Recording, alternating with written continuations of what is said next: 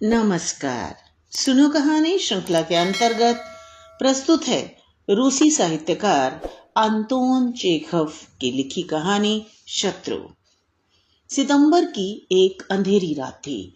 Doctor किरोलोव के इकलौते 6 वर्षीय पुत्र आंद्रेई की 9 बजे के थोड़ी देर बाद डिप्थीरिया से मृत्यु हो गई। डॉक्टर की पत्नी बच्चे के पलंग के पास गहरे शोक और निराशा में घुटनों के बल बैठी हुई थी। तभी दरवाजे की घंटी कर्कश आवाज में बज उठी।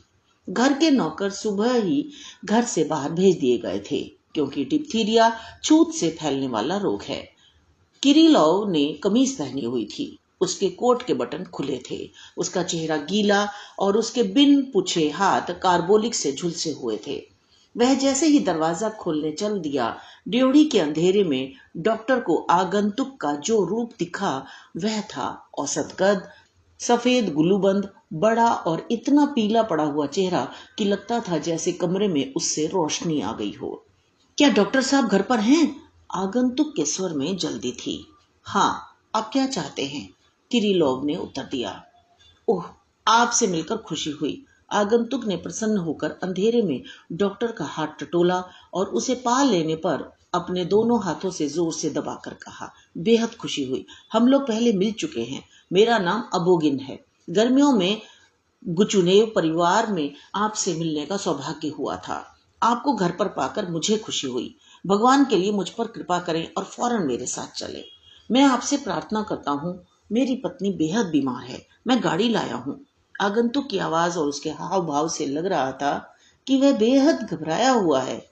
उसकी सांस बहुत तेज चल रही थी और वह कांपती हुई आवाज में तेजी से बोल रहा था, मानो वह किसी अग्निकांड या पागल कुत्ते से बचकर भागता हुआ आ रहा हो।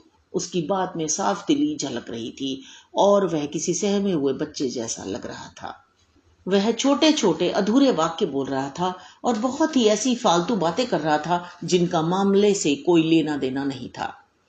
मुझे डर था कि आप घर पर नहीं मिलेंगे, आगंतुक ने कहना जारी रखा। भगवान के लिए आप अपना कोट पहनने और चलें। दरअसल हुआ यह है कि पापचिंस्की, आप उसे जानते हैं, अलेक्जेंडर सेम्योनेविच पापचिंस्की मुझसे मिलने आया। थोड़ी देर हम लोग बैठे बातें करते रहे। फिर हमने चाय पी। एकाएक मेरी पत्नी चीखी और सीने पर हाथ रखकर कुर्सी पर निढाल हो गई। उसे उठाकर हम लोग पलंग पर ले गए। मैंने अमोनिया लेकर उसकी कनपटियों पर मला और उसके मुंह पर पानी छिड़का, किंतु वह बिल्कुल मरी सी निढाल पड़ी है। मुझे डर है उसे कहीं दिल का दौरा न पड़ा हो। आप चलिए। उसके पिता की मौत भी दिल का दौरा पड़ने से हुई थी। किरिलोव चुपचाप ऐसे सुनता रहा जैसे वह रूसी भाषा समझता ही न हो।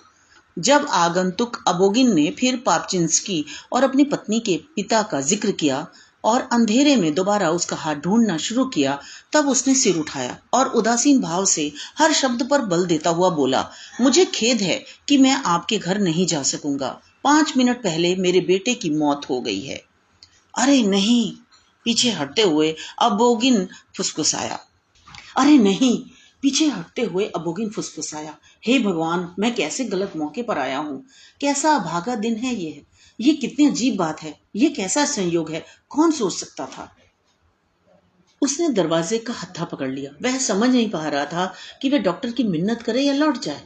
फिर वह किरिलोव की बांह पकड़कर बोला, मैं आपकी हालत बखूबी समझता हूँ। भगवान जानता है, ऐसे बुरे वक्त में आपको परेशान करने के लिए मैं शर्मिंदा हूँ, लेकिन मैं क्या करूँ। आप ही बताइए, मैं कहाँ जाऊँ।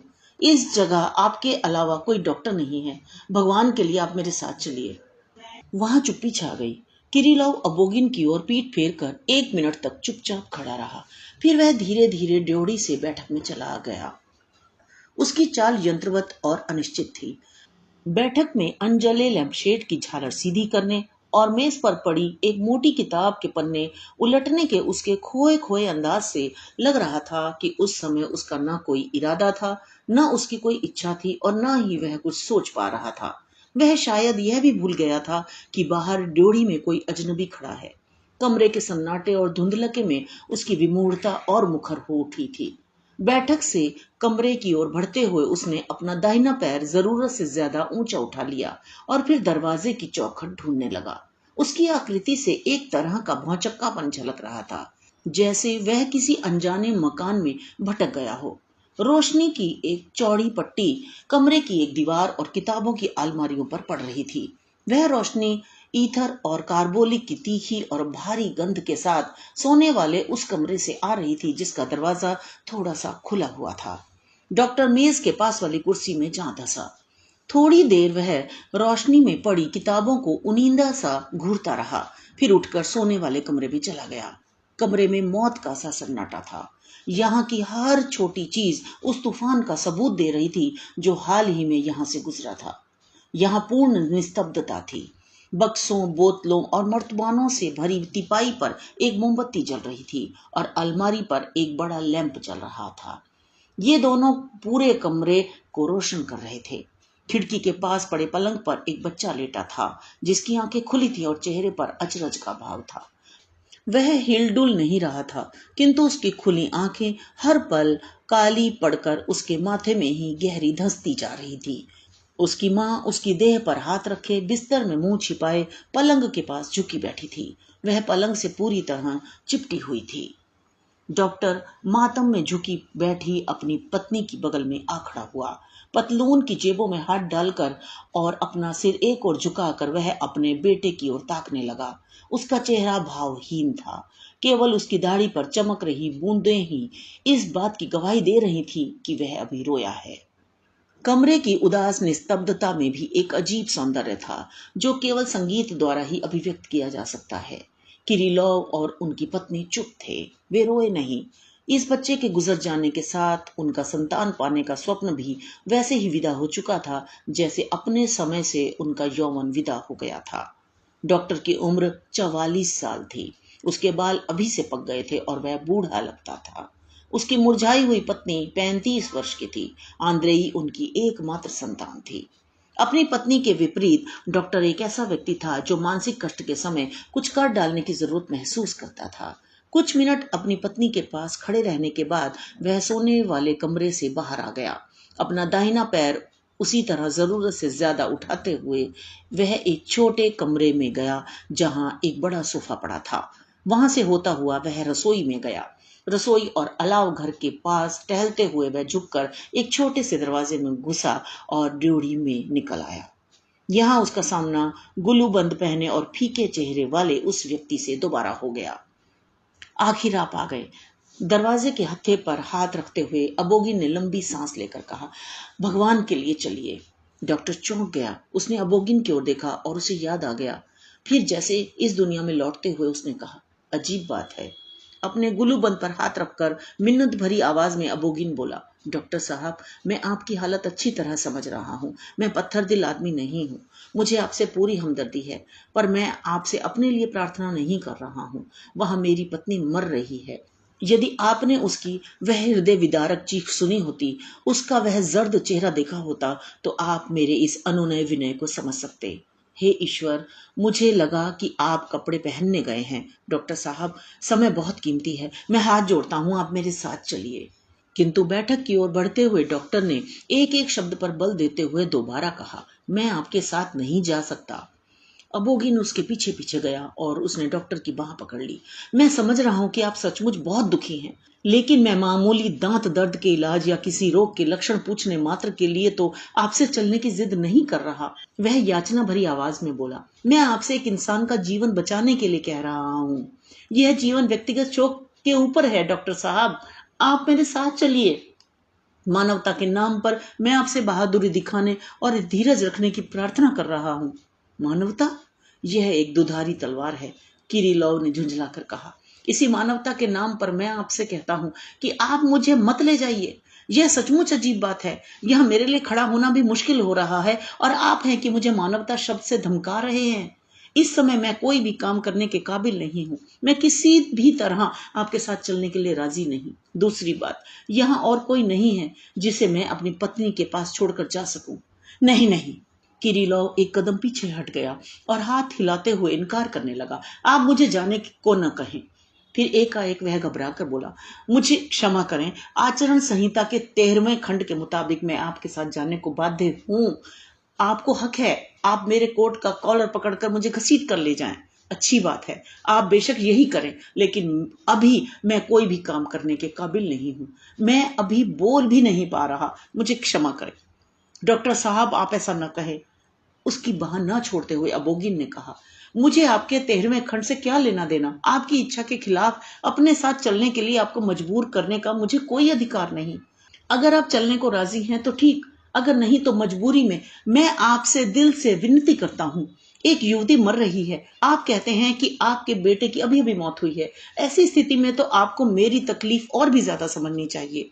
किरीलोव चुपचाप खड़ा रहा। उधर अबोगिन डॉक्टरी के महान पेशे और उससे जुड़े त्याग और तपस्या आदि के बारे में बोलता रहा। आखिर डॉक्टर ने रुखाई से पूछा, क्या ज्यादा दूर जाना होगा? बस 13-14 मील। मेरे घोड़े बहुत बढ़िया हैं डॉक्टर साहब, कसम से। वे केवल 1 घंटे में आपको वापस पहुंचा देंगे, बस घंटे भर में। डॉक्टर पर डॉक्टरी के पेशे और मानवता के संबंध में कही गई बातों से ज्यादा असर इन आखिरी शब्दों का पड़ा। एक पल सोचने के बाद उसने सांस भर कर कहा, ठीक है, चलो चलें। फिर वह तेजी से कमरे में घुसा। अब उसकी चाल स्थिर थी। पल भर बाद वह अपना डॉक्टरी पेशे वाला कोट पहनकर वापस लौट आया। अबोगिन छोटे छोटे डग भरता हुआ उसके साथ चलने लगा और कोट ठीक से पहनने में उसकी मदद करने लगा। फिर दोनों साथ साथ घर से बाहर निकल गए। बाहर अंधेरा था, लेकिन उतना गहरा नहीं जितना ड्योढ़ी में था।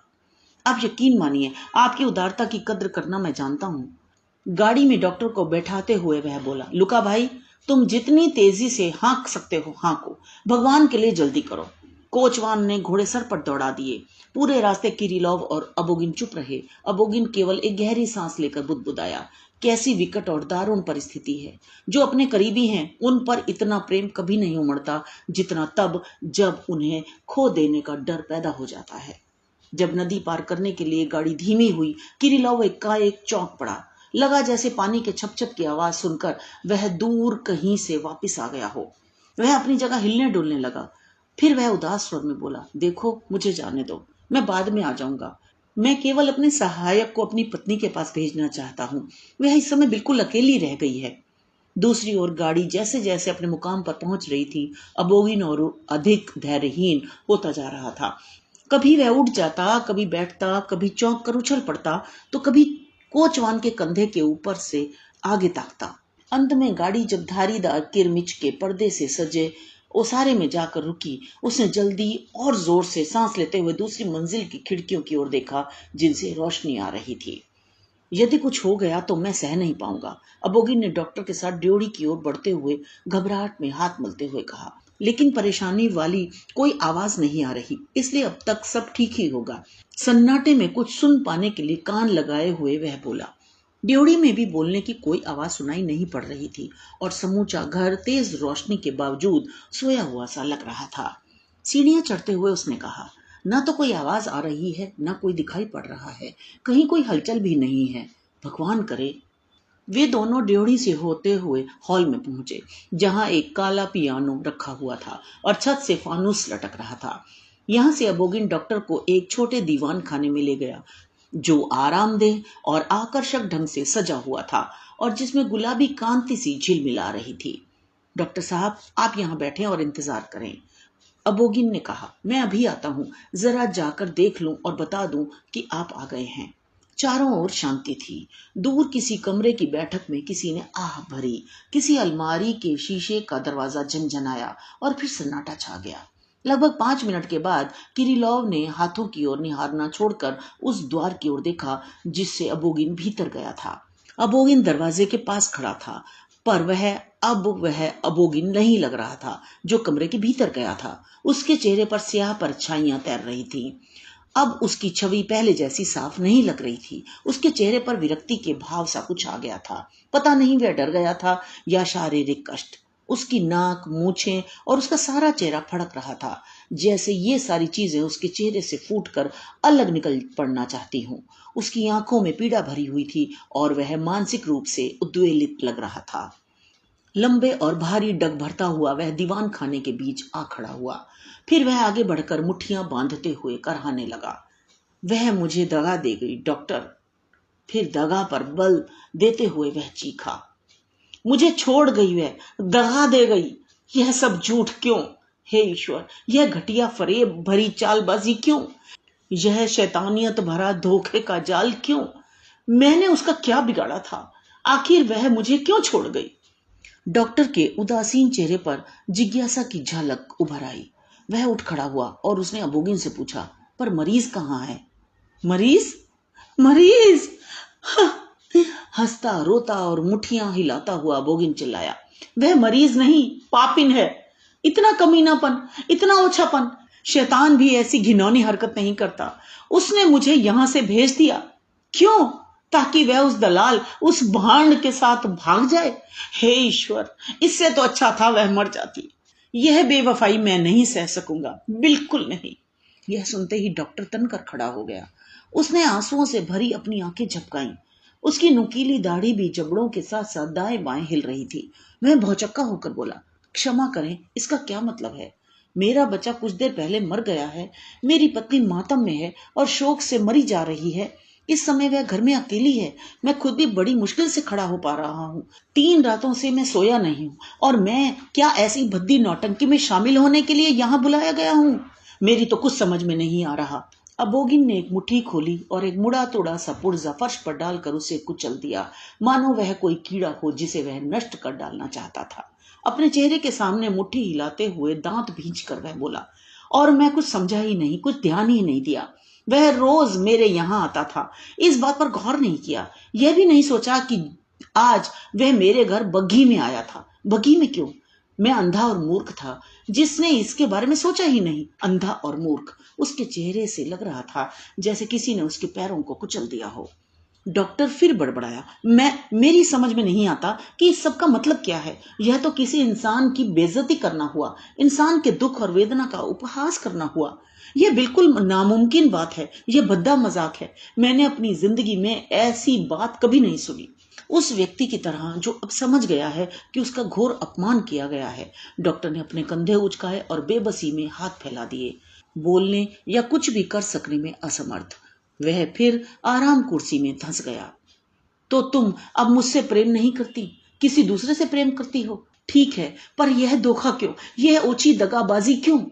अबोगिन रुआ से स्वर में बोला, इससे किसका भला होगा? मैंने तुम्हारा क्या बिगाड़ा था? तुमने यह घटिया हरकत क्यों की डॉक्टर? वह आवेग में चिल्लाता हुआ किरीलोव के पास पहुंच गया। आप अनजाने में मेरे दुर्भाग्य के गवाह बन गए हैं और मैं आपसे सच्ची बात नहीं छुपाऊंगा। मैं कसम खाकर कहता हूं कि मैं उस औरत से मोहब्बत करता था। मैं उसका गुलाम था, मैं उसकी पूजा करता था। मैंने उसके लिए हर चीज कुर्बान कर दी। अपने संबंधियों से झगड़ा किया, नौकरी छोड़ दी, संगीत का अपना शौक छोड़ दिया, उन बातों के लिए उसे माफ कर दिया जिनके लिए मैं अपनी बहन या मां को कभी माफ नहीं करता। मैंने उसे कभी कड़ी निगाह से नहीं देखा। मैंने उसे कभी बुरा मानने का जरा सा भी मौका नहीं दिया। यह सब झूठ और फरेब है। क्यों? अगर तुम मुझे प्यार नहीं करती थी तो वह साफ साफ कह क्यों नहीं दिया? इन सब मामलों में तुम मेरी राय जानती थी। कांपते हुए, आंखों में आंसू भरे अबोगिन ने अपना दिल डॉक्टर के सामने खोल कर रख दिया। वह भावोद्रेक में बोल रहा था। सीने से हाथ लगाए हुए, बिना किसी झिझक के वह गोपनीय घरेलू बातें बता रहा था। असल में एक तरह से आश्वस्त सा होता हुआ कि आखिर ये गोपनीय बातें अब खुल गई। यदि किसी तरह वह घंटे भर और बोल लेता, अपने दिल की बात कह लेता, गुबार निकाल लेता, तो यकीनन वह स्वस्थ महसूस करने लगता। कौन जाने, यदि डॉक्टर दोस्ताना हमदर्दी से उसकी बात सुन लेता, शायद जैसा कि अक्सर होता है, वह ना नुकुर किए बिना और अनावश्यक गलतियां किए बिना ही अपनी किस्मत से संतुष्ट हो जाता। लेकिन हुआ कुछ और ही। उधर अबोगिन बोलता जा रहा था, इधर अपमानित डॉक्टर के चेहरे पर एक बदलाव सा होता दिखाई दे रहा था। उसके चेहरे पर जो स्तब्धता और उदासीनता का भाव था वह मिट गया और उसकी जगह क्रोध और अपमान ने ले ली। उसका चेहरा और भी हठपूर्ण और कठोर हो गया। ऐसी हालत में अबोगिन ने उसे धार्मिक पादरियों जैसे भावशून्य और रूखे चेहरे वाली एक सुंदर नवयुवती की फोटो दिखाते हुए पूछा कि क्या कोई यकीन कर सकता है कि ऐसे चेहरे वाली स्त्री झूठ बोल सकती है, छल कर सकती है? डॉक्टर अबोगिन के पास से पीछे हट गया और भौचक्का होकर उसे देखने लगा। आप मुझे यहाँ लाए ही क्यों? डॉक्टर बोला। उसकी दाढ़ी हिल रही थी। आपने शादी की क्योंकि आपके पास इससे अच्छा और कोई काम नहीं था और इसलिए आप अपना ये घटिया नाटक मनमाने ढंग से खेलते रहे। पर मुझे इससे क्या लेना देना? मेरा आपके इस प्यार मोहब्बत से क्या सरोकार? मुझे तो चैन से जीने दीजिए। आप अपनी मुक्केबाजी कीजिए, अपने मानवतावादी विचार बघारिए, वायलिन बजाइए, मुर्गे की तरह मोटे होते जाइए, पर किसी को जलील मत कीजिए। यदि आप उनका सम्मान नहीं कर सकते तो कृपया उनसे अलग ही रहिए। अबोगिन का चेहरा लाल हो गया। उसने पूछा, इसका मतलब क्या है? इसका मतलब यह है कि लोगों के साथ यह कमीना और कुत्सित खिलवाड़ है। मैं डॉक्टर हूं। आप डॉक्टरों को, बल्कि हर ऐसा काम करने वाले को जिसमें इत्र और वैश्यावृत्ति की गंध नहीं आती, नौकर और अर्दली किस्म का आदमी समझते हैं। आप जरूर समझिए, लेकिन दुखी व्यक्ति की भावनाओं से खिलवाड़ करने का, उसे नाटक की सामग्री समझने का आपको कोई हक नहीं। अबोगिन का चेहरा गुस्से से फड़क रहा था। उसने ललकार कर पूछा, मुझसे ऐसी बात करने की आपकी हिम्मत कैसे हुई? मेज पर घूंसा मारते हुए डॉक्टर चिल्लाया, मेरा दुख जानते हुए भी अपनी अनाप शनाप बातें सुनाने के लिए मुझे यहां लाने की हिम्मत आपको कैसे हुई? दूसरे के दुख का मखौल करने का हक आपको किसने दिया? अबोगिन चिल्लाया, आप जरूर पागल हैं। कितने बेरहम हैं आप। मैं खुद कितना दुखी हूं। और घृणा से मुस्कुराकर डॉक्टर ने कहा, दुखी? आप इस शब्द का इस्तेमाल मत कीजिए। इसका आपसे कोई वास्ता नहीं। जो आवारा निकम्मे कर्ज नहीं दे पाते वे भी अपने को दुखी कहते हैं। मोटापे से परेशान मुर्गा भी दुखी होता है। घटिया आदमी। गुस्से से पिनपिनाते हुए अबोगिन ने कहा, जनाब, आप अपनी औकात भूल रहे हैं। ऐसी बातों का जवाब लातों से दिया जाता है।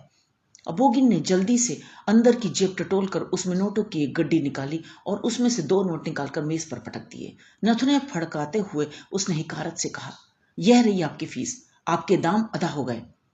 नोटों को जमीन पर फेंकते हुए डॉक्टर चिल्लाया, रुपए देने की गुस्ताखी मत कीजिए। यह अपमान इससे नहीं धुल सकता। अबोगिन और डॉक्टर एक दूसरे को अपमानजनक और भद्दी भद्दी बातें कहने लगे। उन दोनों ने जीवन भर शायद सन्निपात में भी कभी इतनी अनुचित, बेरहम और बेहूदी बातें नहीं की थी। दोनों में जैसे वेदना जन्य अहम जाग गया था।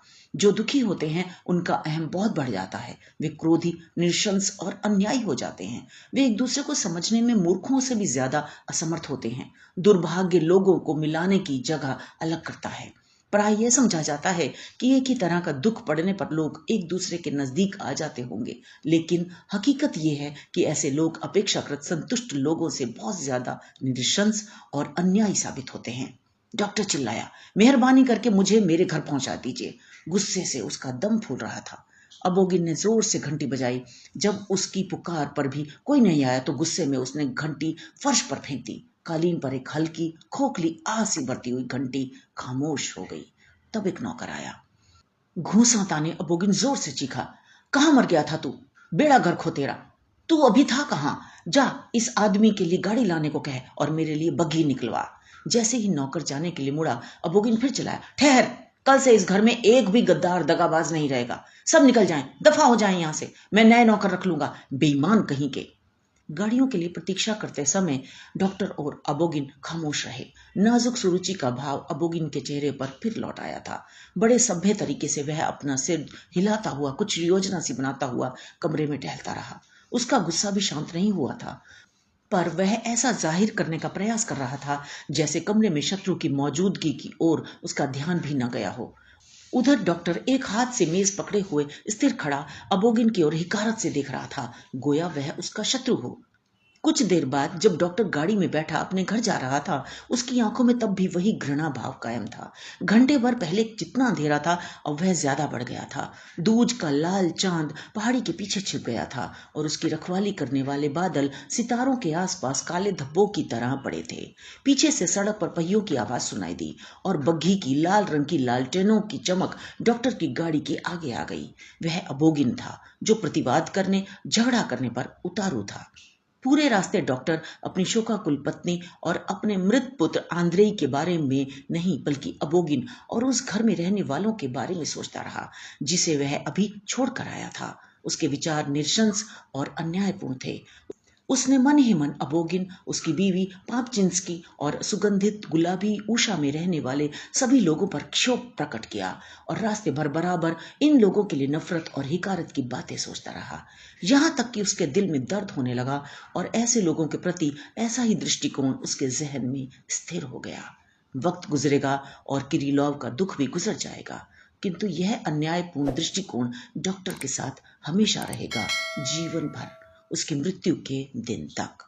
तो ये तो थी कहानी। हमारे साथ जुड़े रहिए, इस चैनल को सब्सक्राइब करिए और बेल आइकन को भी क्लिक अवश्य कीजिए। मिलते हैं अगली कहानी में। धन्यवाद।